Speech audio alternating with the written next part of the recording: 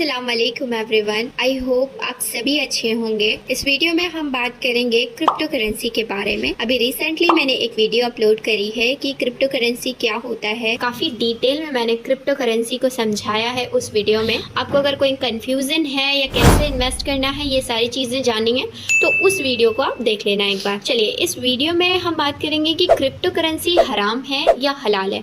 उससे पहले मैं थोड़ा सा आपको बताना चाहूंगी कि होता क्या है क्रिप्टो करेंसी। तो क्रिप्टो करेंसी एक वर्जन है इलेक्ट्रॉनिक कैश का, जिससे हम पेमेंट कर सकते हैं और डायरेक्टली एक पार्टी से दूसरी पार्टी को सेंड कर सकते हैं without going through any financial institute, जिसके ऊपर किसी भी बैंक का कंट्रोल नहीं है। मेनली क्या होता है कि करेंसीज पे उनके बैंक का कंट्रोल होता है। जैसे कि इंडियन करेंसी पर आरबीआई का कंट्रोल है, वैसे ही हर कंट्री पे हर करेंसीज पे उनके बैंक का कंट्रोल होता है। क्रिप्टो करेंसी में इन्वेस्ट भी करते हैं लोग और ये इंटरनेशनल ट्रांजैक्शन के लिए भी बहुत अच्छा होता है। मेनली क्या होता है, अगर इंडिया से अमेरिका हमें पैसे भेजने हैं तो बैंक के बहुत सारे रूल्स होते हैं, उन सब को फॉलो करने के बाद कहीं हमारा ट्रांजैक्शन हो पाता है। बट क्रिप्टो करेंसी में, जैसे कि मैंने कहा, किसी भी बैंक का कंट्रोल नहीं है। इसको हम जेब में तो नहीं रख सकते हैं, बट ये हमारे डिजिटल वॉलेट में सेफ होता है। बाकी और अगर आपको डिटेल में जानना है तो आप मेरी वीडियो देख सकते हैं, जो मैं लिंक दे दूंगी डिस्क्रिप्शन बॉक्स में आपको। यहाँ पर हम बात करेंगे कि क्या क्रिप्टो करेंसी में इन्वेस्ट करना हराम है या हलाल है। मैंने बहुत सारा रिसर्च किया इस वीडियो को बनाने से पहले। उसके बाद मुझे ये समझ में आया है कि कुछ इसको बोल रहे हैं कि हराम है और कुछ इसको बोल रहे हैं कि हलाल है। हराम जो बोल रहे हैं वो इसलिए बोल रहे हैं बिकॉज बहुत सारे कंट्रीज में ये लीगल नहीं है। अगर हम बात करें पाकिस्तान, बांग्लादेश, तो इन सारे कंट्रीज में अभी इसको लीगैलिटी नहीं मिली है। बट इन इंडिया की गवर्नमेंट ने इसको लीगल कर दिया है। अभी जल्दी ही इसको लीगैलिटी मिली है, बट मिल गई है इंडिया के अंदर।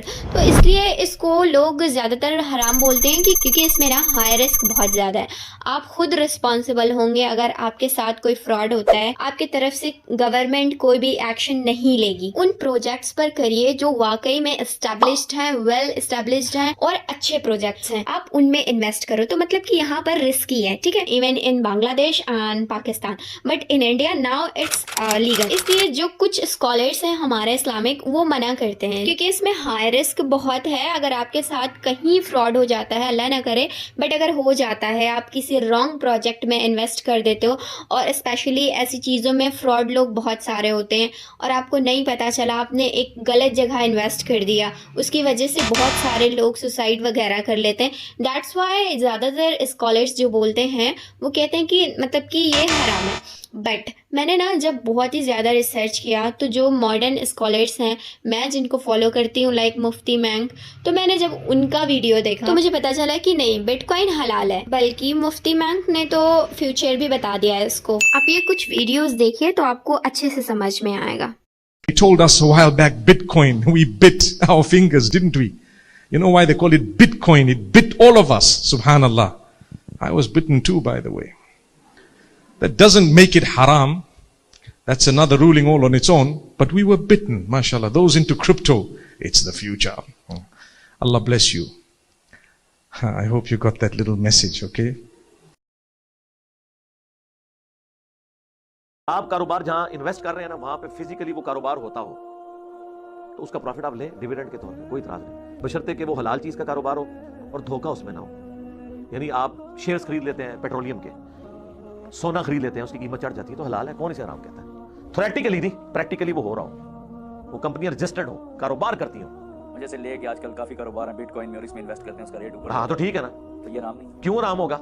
सोना जो घर बैठे बैठे चढ़ गया वो राम हो गया? मुझे बताएं।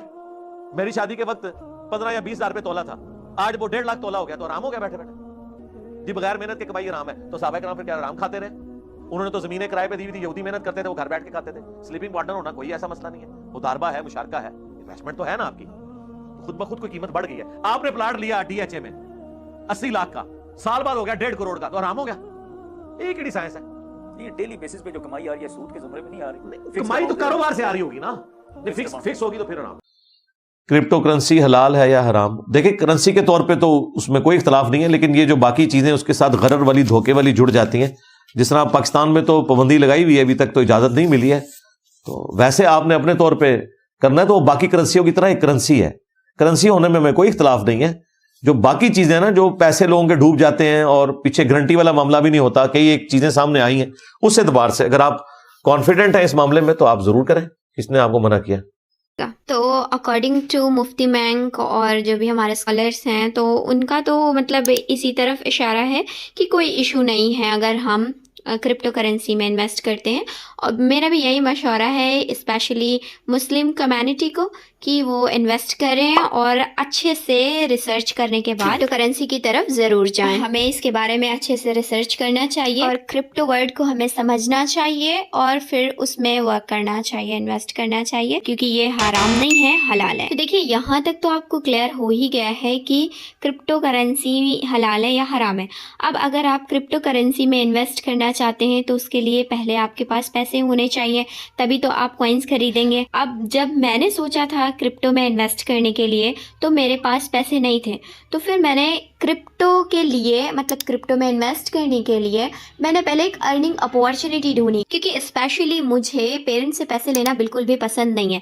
तो मैंने ना पहले एक अर्निंग अपॉर्चुनिटी तलाश करी, फिर मैंने उसमें इन्वेस्ट किया, मैंने वर्क स्टार्ट किया और जब मेरी अच्छी खासी अर्निंग होने लगी तो फिर मैंने क्रिप्टो में इन्वेस्ट करना शुरू किया।